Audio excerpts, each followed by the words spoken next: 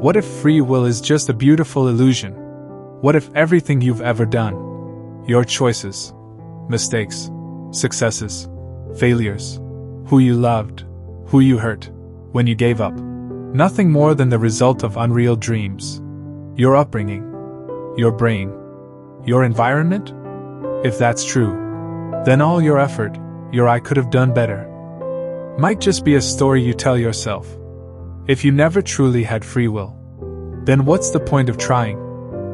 You've probably stared at the ceiling at night and asked yourself, why did I do that? Why didn't I choose differently? Why did I fall for that person? Why didn't I take my life more seriously?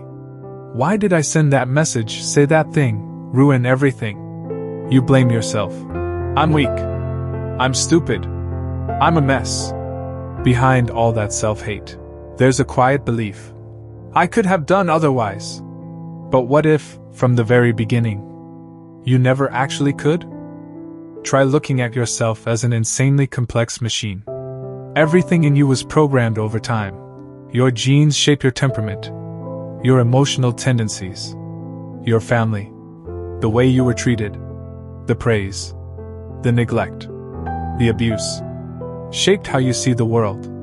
Your environment, rich or poor, safe or chaotic, taught you whether to live in constant fear or relative ease. Random experiences, a good teacher, a bad accident, a toxic friend, a movie, a book, a humiliation, a near miss. All of that went into the system. Your brain learned how to react, building reflexive habits, fearing everything you see. You think you're deciding freely, but every decision is the result of millions of things you never chose. You didn't choose where you were born, who your parents were, how your brain was wired, how the world treated you when you were small and powerless. So how free is this free will you're so sure you have? Think about a big decision you made. Your career, ending a relationship, accepting a job, walking away from something important. You probably tell the story like this.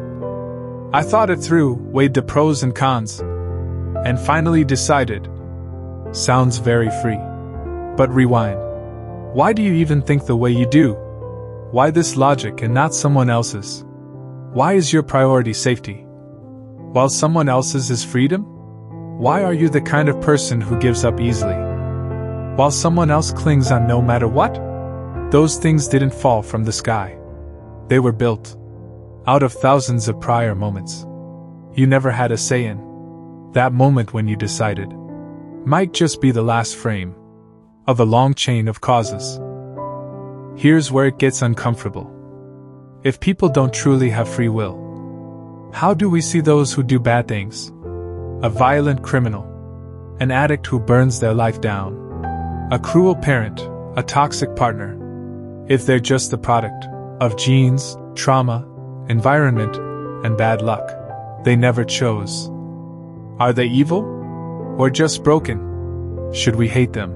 Or see them as malfunctioning machines? If everything is just cause and effect, what does deserve blame even mean? This question is dangerous because it shakes the foundations of morality and law.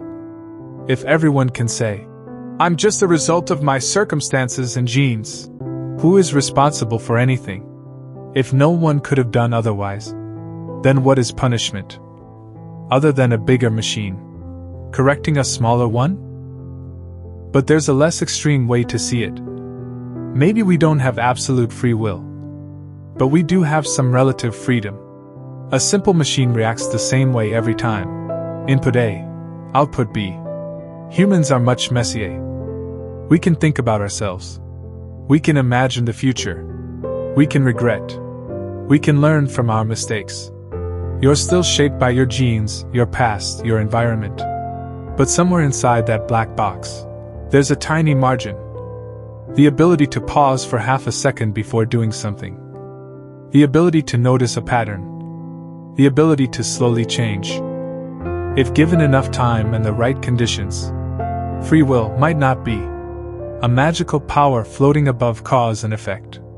It might be the self-adjusting ability of a very complex system. Not I can do anything I want, but, over time, I can influence the way I am programmed.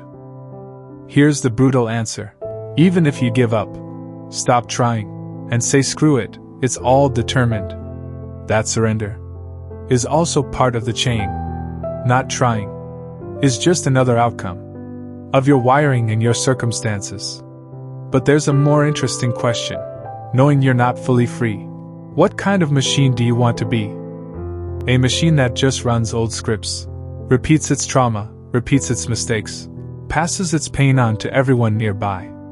Or a machine that somehow, in a strange, limited way, learns to interrupt itself, recognizes its patterns, and at least tries not to make things worse?